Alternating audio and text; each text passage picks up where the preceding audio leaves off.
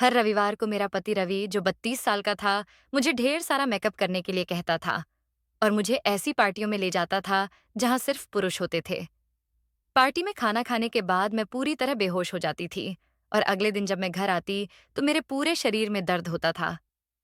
एक दिन मैंने पार्टी में खाना खाने का नाटक किया और जब आधी रात हुई तो मेरे पैरों तले जमीन खिसक गई, क्योंकि मेरा पति रवि अपने दोस्तों के साथ मिलकर सारी रात मेरे साथ।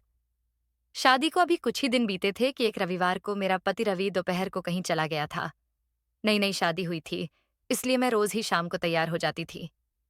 आज भी मैंने एक खूबसूरत जोड़ा पहना था, तैयार भी हुई थी। लेकिन जब मेरा पति रवि शाम को घर आया तो उसके हाथ में एक शॉपिंग बैग था। उसने वह शॉपिंग बैग मेरे हाथ में थमाया और बोला, इसे पहनकर तैयार हो जाओ। मैंने हैरत से रवि की ओर देखा और कहा, मैं तो पहले ही तैयार हूं। वह बोला, जो कपड़े मैं अभी तुम्हारे लिए लाया हूं उसे पहनो और तैयार हो जाओ। मैं शॉपिंग बैग लेकर अपने कमरे में गई। जब मैंने उन कपड़ों को देखा तो मेरी आंखें फटी की फटी रह गईं। वे बहुत ज्यादा फैशनेबल और कीमती ड्रेस थीं। मैंने कहा, रवि, यह तो बहुत ज्यादा छोटी है। रवि बोला, मेरे दोस्त के घर पार्टी है, इसलिए जल्दी से तैयार हो जाओ। इतनी कीमती और ऐसी ड्रेस लाने की रवि को क्या जरूरत थी? मेरी शादी में रवि ने एक जोड़ी कपड़े भी नहीं दिए थे। कहता था कि उसकी गुंजाइश नहीं थी। बहरहाल, मैंने वह ड्रेस पहन ली। वैसे भी मैं नेहा 26 साल की एक खूबसूरत लड़की थी। उस शॉर्ट ड्रेस ने तो मेरे जिस्म को चार चांद लगा दिए थे। मैंने मेकअप को टचअप देने के बाद अपने बालों को जूड़ा बनाना शुरू किया। तभी रवि मेरे कमरे में आ गया। मेरे करीब आकर मुझे सिर से पांव तक देखा और बोला, बाकी सब तो ठीक है, अपने बाल खुले रहने दो और भी ज्यादा खूबसूरत लगोगी। उसकी तारीफ पर मैं चुप सी हो गई थी। मैं पूरी तरह तैयार थी। मैंने बाल खोलकर खुले रखे और अलमारी से एक बड़ी सी शॉल निकालने लगी ताकि खुद को लपेट सकूं। ये देखकर रवि ने मुझे तुरंत टोक दिया और बोला, यह क्या कर रही हो? कीमती शॉर्ट ड्रेस का सारा लुक खराब हो जाएगा। मैंने कहा, रवि, मैं ऐसे तो बाहर नहीं जा सकती। आप खुद देखो, ये ड्रेस काफी टाइट और छोटी सी है और इसका दुपट्टा भी नेट का है, जिसे लेना या न लेना बराबर है। रवि बोला, मुझसे बहस मत करो। वैसे भी मेरा दोस्त अपनी गाड़ी और ड्राइवर भेज रहा है, तुम्हें घबराने की जरूरत नहीं है। कुछ ही देर में रवि के नंबर पर किसी की कॉल आई। वह फोन पर बोला, हाँ, हम लोग तैयार हैं। फिर मुझसे कहा, चलो ड्राइवर आ गया है। रवि एक मध्यम वर्गीय परिवार से था। मेरा परिवार भी ऐसा ही था। मैं जानती थी कि मेरा पति कोई लाड साहब नहीं है। रवि के पास गाड़ी नहीं थी, बस एक पुरानी सी मोटरसाइकिल थी। घर भी छोटा सा था। शादी की रात उसने मुझे बता दिया था कि उसकी तनख्वाह इतनी ही है कि हमारा घर चल सकता है। मैंने भी कोई तकरार नहीं की थी। शादी के उन दिनों में मैंने रवि से कोई फरमाइश नहीं की थी। वह अकेले ही रहता था। छोटा सा फ्लैट था। मैंने शादी के अगले दिन ही किचन संभाल लिया था। रवि मुझसे कहता था कि शादी में बहुत खर्चा हो गया है, इसलिए मैंने कपड़े भी नहीं बनाए और कुछ महीने ऐसे ही गुजारने पड़ेंगे। इसलिए मुझे हैरत हुई थी कि जब रवि की गुंजाइश ही नहीं थी, तो इतनी कीमती ड्रेस लाने की क्या जरूरत थी, वह भी बस एक दावत में जाने के लिए। मेरे दहेज में काफी सारे नए सूट थे। मैं उनमें से कुछ पहन लेती, लेकिन वह मेरे लिए एक कीमती ड्रेस लाया था, जिसकी कीमत कम से कम 10 से 15 हजार रुपए थी। इतना खर्च करने की क्या जरूरत थी?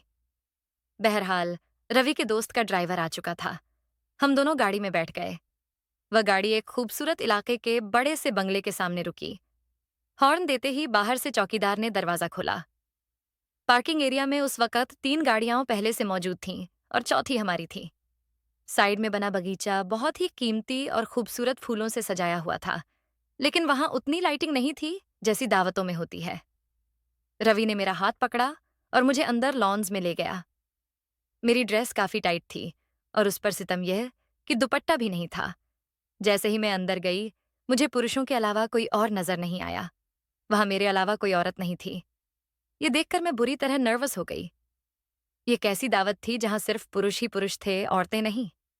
और अगर यह सिर्फ पुरुषों की दावत थी, तो फिर रवि मुझे यहां क्यों लाया था? उन अजीब अजीब पुरुषों को देखकर मैं रवि के साथ साथ रही। मैंने कहा, रवि, यहां तो कोई औरत नहीं है। वह बोला, ये सब शादीशुदा नहीं है, तो जाहिर सी बात है, उनकी बीवियां कहां से आएंगी? मुझे अपने साथ लिए वह अपने दोस्तों से मिलवाने लगा। मुझे हैरत का झटका तब लगा जब रवि ने मेरा परिचय अपने दोस्त से करवाया और वह मिलने के बहाने मेरे सामने अपना हाथ बढ़ाने लगा। मैं उसे देखकर पीछे हटी। यह कौन सा तरीका था? फिर मुझे रवि के दोस्त अच्छे भी नहीं लग रहे थे। उनकी नजरें अजीब सी थीं। सब मुझे सिर से पांव तक देख रहे थे। उनकी आंखों में ऐसी अजीब सी बेचैनी थी कि मुझे अपने वजूद पर चींटियां रेंगती सी महसूस होने लगीं। मेरा दिल बहुत ज्यादा घबराने लगा। मुझे इतनी बेचैनी होने लगी कि मैं तुरंत उस घर से बाहर निकल जाऊं। वहां उस वक्त 5 पुरुष थे और सभी के हाथों में कांच के गिलासों में भूरे रंग का शरबत था। सबकी आंखें न जाने किस जज्बे के तहत गुलाबी हो रही थीं। ऐसा लग रहा था जैसे वे नशे की हालत में हों। मैं बहुत घबराई हुई थी, इसलिए रवि के पास जाकर उनके पहलू में सट गई। मैंने कहा, रवि, मुझे यहाँ नहीं रुकना, मुझे घर छोड़ाओ। वह बोला, तुम्हें क्या हो गया? क्या लड़कियां लड़कों की महफिलों में नहीं जाती? मुझे घबराने और डरने वाली लड़कियों से सख्त नफरत है। मुझे खुले मिजाज की लड़कियां पसंद हैं, जो हर महफिल में जा सकें और मजे कर सकें। इसलिए डरपोक लड़कियों की तरह रिएक्ट करना बंद करो। ये कहकर उसने मुझे बाजू से पकड़कर खुद से पीछे कर दिया। मैं तो रवि का यह रूप देखकर हैरत में पड़ गई थी। मेरी आंखों में आंसू भर आए थे। इससे पहले कि मैं रो पड़ती, रवि का एक दोस्त मेरी ओर बढ़ा और बोला, भाभी, आप क्यों परेशान हो रही हैं? मेरी बीवी दूसरे शहर अपने मायके गई है और बाकी दोस्त सब कुंवारे हैं। 1-2 साल रुक जाइए। इन सब की शादियां हो जाएंगी तो इनकी बीवियां भी आएंगी। अब अगर हमारी बीवियां नहीं हैं तो हम क्या करें? मिलना जुलना छोड़ दें? हमने तो आपके लिए बहुत अच्छा इंतजाम किया है। उसका अंदाज मजाक उड़ाने वाला था। फिर वह रवि से बोला, आओ रवि, डाइनिंग रूम में चलते हैं, खाना बिल्कुल तैयार है। मैं रवि का हाथ जोर से पकड़े डाइनिंग टेबल तक पहुंची, जहां अलग अलग तरह के खाने सजे हुए थे। मैं रवि के साथ टेबल पर बैठ गई। रवि के बाकी दोस्त भी सामने की कुर्सियों पर बैठ गए। जिस दोस्त की यहाँ पार्टी थी, वह मेरी प्लेट में अलग अलग तरह के खाने डाल रहा था और कह रहा था, भाभी, ये भी खाकर देखिए और ये भी खाकर देखिए। खाना वाकई बहुत लजीज था और मुझे बहुत भूख भी लगी थी। अजीब बात थी, जैसे जैसे मैं खाना खा रही थी, मेरी आंखें नींद से बंद होने लगी थीं, लेकिन मैं अपना हाथ नहीं रोक पा रही थी। खाने का स्वाद ही कुछ ऐसा था। खाना खाते खाते मुझे लगा जैसे मैं यहीं सो जाऊंगी। मैंने नशीली सी नजरों से रवि की ओर देखा, जो उस वक्त मुझे एक के बजाय चार चार नजर आ रहा था। मैंने कहा, रवि, अब घर चलो, मुझे नींद आ रही है। वह बोला, हाँ चलो। ये कहकर जैसे ही मैं कुर्सी से खड़ी हुई, मैं लड़खड़ाते हुए रवि की बाहों में गिर गई। बस 1 मिनट लगा था मुझे अपने होश खोने में। सुबह जब मेरी आंख खुली, मेरा सिर पूरी तरह चकरा रहा था। मैंने बड़ी मुश्किल से अपनी आंखें खोलीं। मैं अपने कमरे में थी, अभी भी उसी शॉर्ट ड्रेस में, जो अब मुझे अपने वजूद पर बुरी तरह चुभ रही थी। मैं बड़ी मुश्किल से उठकर बैठने की कोशिश की। मुझे लगा जैसे मेरा वजूद मेरा साथ नहीं दे रहा हो। मेरे पूरे बदन में दर्द की टीस उठ रही थी। बड़ी मुश्किल से मैंने अपने दुखते शरीर को बेड के सिरहाने से टेक लगाने पर मजबूर किया। पता नहीं क्यों मैं चूर चूर हो चुकी थी। मुझे अपने अंदर एक अजीब सी कमजोरी महसूस हो रही थी। मैंने देखा तो मेरा सारा जेवर उतरा हुआ था और हाथों में जहां मैंने चूड़ियां पहनी थीं, वहां खरोंच और जख्मों के निशान थे। ये देखकर मुझे हैरत हुई। मैं अभी ठीक से होश में भी नहीं आई थी कि रवि बड़े बेझिझक होकर नाश्ता लेकर अंदर आया। वो बहुत खुश लग रहा था। मुझसे बोला, देखो, आज मैं तुम्हारे लिए पूरी हलवे का नाश्ता लाया हूं। मैंने कहा, पता नहीं रवि, मेरे जिस्म में बहुत दर्द है। मेरी बात पर वह चिंतित होने के बजाय मुस्कुराने लगा और बोला, कल रात तुम बहुत ज्यादा खूबसूरत लग रही थीं। फिर तुम मुझ पर बेहोश होकर गिर भी गई थीं। इसलिए घर आते ही मेरी नीयत तुम पर खराब हो गई थी। रवि काफी अच्छे मूड में था। मेरी नजरें अपने आप नीचे झुक गईं। वह बोला, तुम नाश्ता करो, मैं तुम्हारे लिए दर्द की दवा और गर्म गर्म चाय लाता हूँ। फिर ये दर्द भी आधे घंटे में ठीक हो जाएगा। मुझे हैरत हो रही थी कि उन कई दिनों में रवि ने कभी मुझसे ऐसी जुनूनी मोहब्बत का इजहार नहीं किया था, क्योंकि मेरे पूरे वजूद पर जख्म थे। बहरहाल, अगले रोज तक मैं काफी ठीक हो गई थी, लेकिन मैं नहीं जानती थी कि यह सिलसिला हर रविवार चलता रहेगा। अगले रविवार फिर रवि ने मुझे एक नई ड्रेस लाकर दी और बोला, तैयार हो जाओ, दोस्त के घर दावत में जाना है। फिर उसी दोस्त के बंगले में मुझे ले गया। इस बार उसके दोस्त मुझसे पहले से ज्यादा बेझिझक हो गए। कहने लगे, भाभी, आपके हुस्न के तो हम दीवाने हो गए हैं। रवि तो बड़ा खुशकिस्मत है कि उसे आप जैसी बीवी मिली है। मुझे रवि के दोस्त के मुंह से ऐसी तारीफ बुरी लगी। मैंने गुस्से से उन्हें घूर कर देखा तो वह बनावटी हंसी हंसने लगा। मैंने सोच लिया था कि घर जाते ही रवि से कहूंगी कि मैं आइंदा उनके घर नहीं जाऊंगी। मुझे पुरुषों का इस तरह का घटिया मजाक बिल्कुल पसंद नहीं था। इस बार भी मेरे साथ वही हुआ। जैसे ही मैंने खाना खाया, मुझ पर नींद छाने लगी और फिर मैं बेहोश हो गई। अगले दिन फिर मेरा जिस्म दर्द से चूर था। लेकिन मैंने एक बात नोट की थी कि रवि बहुत खुश था। घर पर फल भी लाने लगा था। पैसे भी बड़े खुले हाथ से खर्च कर रहा था। हालांकि उसकी तनख्वाह इतनी ज्यादा नहीं थी। फिर ये रोज रोज की अय्याशियां कैसे हो रही थीं? घर आते वक्त वह रोजाना अच्छे होटल का खाना साथ लाता था। मुझसे कहता था, तुम्हें किचन में खाना बनाने की कोई जरूरत नहीं। तुम्हारा खूबसूरत हुस्न फीका पड़ जाएगा। कभी कभी मुझे रवि की बातें बड़ी अजीब लगती थीं। मैंने कहा, हर औरत घर का काम करती है। मुझे भी अच्छा लगता है कि मैं आपके लिए खाना बनाऊं, आपके काम करूं। वह बोला, नहीं, तुम बस अपने हुस्न का ख्याल रखो। इसे निखारो, खुद को संवारो। तुम नहीं जानती कि तुम्हारा हुस्न मेरे लिए कितना कीमती है। वह मुझसे मोहब्बत भरी बातें करता रहा। कहता था, जानती हो तुम्हें पाने के लिए मैंने कितने पापड़ बेले हैं? यह सुनकर मुझे हैरत हुई, क्योंकि हमारा रिश्ता तो एक रिश्ता करवाने वाली के जरिए हुआ था। मैंने तो पहले कभी रवि को नहीं देखा था। मैंने कहा, क्या मतलब? वह हंसने लगा और बोला, मैंने तुम्हें एक मॉल में शॉपिंग करते देखा था। मैं तुम्हें देखकर ही तुम पर फिदा हो गया था। वहीं से मैंने तुम्हारा पीछा शुरू किया। तुम्हारा घर देखा, फिर मालूम हुआ कि तुम्हारी माँ तुम्हारे लिए रिश्ता देख रही है। यकीन करो, मुझे बहुत डर लगा था कि कहीं मैं तुम्हें खो न दूं। वह बोला, एक बार मैंने तुम्हारे घर से एक रिश्ता करवाने वाली को निकलते देखा। फिर मैंने उससे कहा कि अगर वह मेरा रिश्ता तुमसे करवा दे, तो मैं उसे अच्छी खासी रकम दूंगा। वह मेरी बात मान गई और यूं मेरा रिश्ता तुमसे हो गया। मैं रवि की बात सुनकर हैरत से उसकी ओर देख रही थी। मुझे नहीं पता था कि मेरा पति मुझसे पहले से मोहब्बत करता था और मुझे पाने के लिए उसने इतना कुछ किया। मेरे दिल में रवि के लिए और भी मोहब्बत और कद्र बढ़ गई थी। लेकिन मैं नहीं जानती थी कि सच तो कुछ और ही था। 2024 के एक रविवार को जब रवि ने फिर से मुझे एक कीमती ड्रेस लाकर दी, तो मैंने कहा, नहीं रवि, मुझे आपके किसी दोस्त की दावत में नहीं जाना। मेरी बात सुनकर उसके चेहरे के भाव एकदम बदल गए। मुस्कुराहट गायब हो गई और चेहरे पर गुस्सा आ गया। वह बोला, क्या मतलब है तुम्हारा? वे लोग इतनी चाहत से तुम्हें बुलाते हैं? मैंने कहा, नहीं, मुझे नहीं जाना। न जाने वे लोग कैसा खाना मुझे खिलाते हैं कि खाते ही मुझे नींद आ जाती है और सुबह मेरी बहुत बुरी हालत हो जाती है।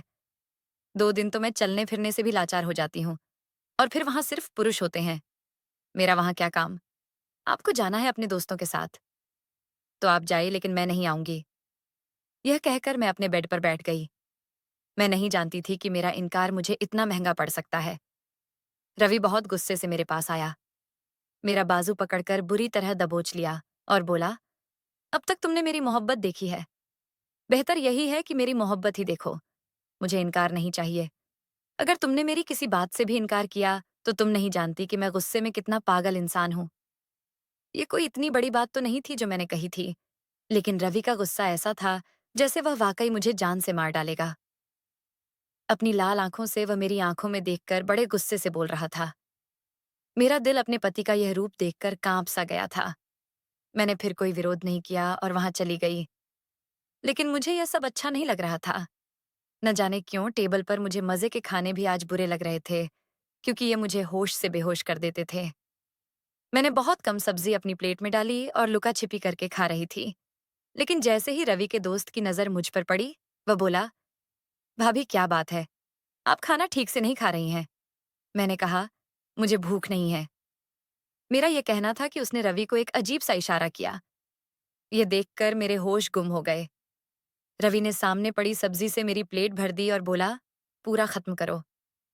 वह घूरती हुई नजरों से मुझे देख रहा था। मैंने बड़ी मुश्किल से वह सब्जी खत्म की और खाते ही मेरी वही हालत खराब हो गई। अब तो मुझे रवि पर भी शक होने लगा था। अगले रविवार आने से पहले मैंने तबीयत खराब का बहाना बनाया और अपने मायके चली गई। मेरी छोटी बहन प्रिया, जो 22 साल की थी, के रिश्ते की बात पक्की हो गई थी। छोटी सी मंगनी की रस्म घर पर ही थी। मेरी बहन शॉपिंग के लिए गई तो मुझे भी साथ ले गई। वहीं मेरी मुलाकात रवि के 5 दोस्तों में से एक विक्रम 35 साल के से हो गई। वह बातों के दौरान बार बार मेरी बहन को देख रहा था और बोला, भाभी, इस बार हमारे घर आई हो तो अपनी बहन को भी जरूर साथ लाएं। ये भी आपकी तरह बड़ी कमाल की चीज है। मुझे इस आदमी की बात बहुत बुरी लगी। मेरी बहन भी उसे घूर कर देखने लगी। मैंने कहा, आपको बात करने की तमीज नहीं है? मेरा लहजा तेज हो गया था। आसपास गुजरने वाले लोग भी वहीं खड़े हो गए। ये देखकर उस आदमी को भी गुस्सा आ गया। वह बोला, तुम्हें इसका मतलब पता ही है। हम औरत देखकर तमीज करते हैं और तू इस काबिल नहीं कि तेरी इज्जत और तमीज की जाए। मैंने कहा, जबान संभाल कर बात करो। वह बोला, क्यों सच बहुत चुभ रहा है तुम्हें? तुम 2 टके की औरत हो और मुझसे तमीज की बात कर रही हो? ये सुनकर मुझे इतना गुस्सा आया कि मैंने एक जोरदार थप्पड़ उसके मुंह पर मारा। इस थप्पड़ की गूंज जिसने सुनी, तमाम लोग वहां खड़े हो गए। कुछ लोग बोले, अगर इस शख्स ने आपके साथ बदतमीजी की है तो हम इसकी तबीयत अभी ठीक कर देते हैं। कुछ नौजवानों ने तो आस्तीनें चढ़ा ली थीं। मेरा जी चाहता था कि इसका मुंह तुड़वा दूं। इस आदमी को औरत से बात करने की तमीज तक नहीं थी। मैंने सोचा कि घर जाकर रवि को इसकी हरकत बताऊंगी कि उसके दोस्त कितने बदतमीज हैं और वह हर रविवार मुझे जबरदस्ती उनके घर ले जाता है। उनकी नजर में तो किसी बहन बेटी की इज्जत ही नहीं है। इससे पहले कि वहां खड़े नौजवान उस आदमी की खबर लेते, वह बोला, ये बाजारू औरत है, जिस्म फरोशी का काम करती है और मैं इसका ग्राहक हूं। बस यहां तमाशा बना रही है। यह सुनकर मेरे होश उड़ गए। मैंने कहा, यह बकवास कर रहा है। वह बोला, तुम रविवार को क्या करने हमारे बंगले में आती हो? वह भी तब जब तुम जानती हो कि वहां तुम्हारे अलावा कोई औरत नहीं होती। जो बात उसने कही उससे मेरा दिमाग चकरा गया। वह बोला, अगर मेरी बात पर यकीन न हो तो इस बार आना रविवार को हमारे घर। मैं तुम्हें अच्छा सबक सिखाऊंगा। तुम्हारी सारी औकात दिखाऊंगा कि तुम क्या हो। मेरी बहन मेरी शक्ल देख रही थी और मैं उसकी बात पर पत्थर सी बन गई थी। बहुत से लोग मुझे अजीब सी नजरों से देखते हुए वहां से चले गए। वह आदमी गुस्से से भरा मुझे घूरता हुआ वहां से चला गया। मेरी बहन ने मेरा हाथ पकड़ा और मुझे घसीटते हुए बाजार से बाहर ले गई। वह बोली, दीदी, ये सब क्या बकवास कर रहा था? मैंने कोई जवाब नहीं दिया। मेरा दिमाग चकरा रहा था। मेरा जी इतना घबरा रहा था कि जैसे अभी मेरा दिल फट जाएगा। मुझ पर अजीब सी बेहोशी होने लगी थी। मेरी बहन मेरी ऐसी हालत देखकर मुझे घर ले गई, लेकिन मुझे वहां भी चैन नहीं आया। मैं तुरंत अपने घर चली गई। घर पहुंची तो रवि का मूड बहुत खराब था। वह बोला, अपने माँ के घर अब अगर जाना हो तो वर्किंग डे में जाकर रहना। एक रविवार की ही तो छुट्टी मिलती है, वहां भी तुम मेरा मूड बर्बाद कर देती हो। मैंने कोई जवाब नहीं दिया, क्योंकि मैं कुछ भी कहती तो वह गुस्से से मुझ पर फिर डांट पड़ता। उस वक्त उसका वह दोस्त वहां मौजूद नहीं था जिससे मेरी मुलाकात बाजार में हुई थी। जैसे ही मैंने आधा खाना खाया, मैं तुरंत वॉशरूम में चली गई। मुझे वह खाना अपने अंदर हजम नहीं करना था, इसलिए मैंने अपने गले में उंगली डालकर उल्टी कर दी। जो कुछ खाया था सब बाहर आ चुका था, इसलिए मुझ पर नशे का असर नहीं हुआ। मैं बाहर आई और बेहोश होने का नाटक करने लगी। रवि ने मुझे अपनी बाहों में लिया और कमरे में ले जाकर बेड पर लिटा दिया। वह अभी कमरे में आया ही था कि उसके दोस्त भी कमरे में आ गए। रवि बोला, इस बार मैं डबल कीमत लूंगा। जो हसरत तुम लोग रात भर मेरी बीवी के साथ करते हो, वह अब बीमार रहने लगी है। तुम लोगों के दिए हुए पैसे आधे तो उसकी दवाइयां और डॉक्टर के खर्चे में चले जाते हैं। मुझे क्या फायदा हुआ? उसके दोस्त बोले, हमें मंजूर है, तुम इसकी जितनी चाहे कीमत ले लो। मेरा जी चाहा कि जमीन फटे और मैं उसमें समा जाऊं। मेरा ही पति मेरी इज्जत का सौदागर था। पति अपनी बीवी का रक्षक होता है। उसे गंदी नजरों से बचाने के लिए हर रिश्ते को भूल जाता है। ये कैसा पति था जो मेरा ही सौदा कर रहा था? इससे पहले कि वे लोग मेरे साथ कुछ गलत करते, पुलिस की गाड़ी का हॉर्न बंगले के बाहर बजा। ये सुनकर वे सब घबरा गए। मैं यहां आने से पहले पुलिस को सारी जानकारी दे चुकी थी। जब तक पुलिस अंदर आई, मैं उठकर बैठ गई। मुझे यूं बैठा देखकर रवि और बाकी लोगों की रंगत उड़ गई। मैंने अपने पति को गिरफ्तार करवा दिया, क्योंकि उसे खूबसूरत लड़की चाहिए थी, ताकि वह उससे ऐश करके पैसे कमा सके। रवि जेल में बंद था। और इसी दौरान मैंने तलाक का मुकदमा कर दिया। मुझे तलाक भी मिल चुका था। लेकिन मुझे अपने माँ-बाप से एक शिकायत थी। मेरी शादी और रिश्ता करने से पहले उन्होंने यह तो देखा कि लड़का अकेला है, मुझ पर घर की जिम्मेदारी नहीं होगी, सास-ससुर के ताने नहीं होंगे, लेकिन यह नहीं देखा कि वह करता क्या है। अपनी बेटियों की शादी करने से पहले अच्छी तरह मालूमात कर लिया करें कि कहीं कोई रवि जैसा आदमी उनकी जिंदगी में शामिल ना हो जाए। तो दोस्तों, अगर आपको यह कहानी पसंद आई तो वीडियो को लाइक करें और चैनल को सब्सक्राइब करें। बेल आइकन पर क्लिक करें और इसे ऑनल पर सेट करें ताकि आपको नए वीडियो की सूचना तुरंत मिल जाए। धन्यवाद।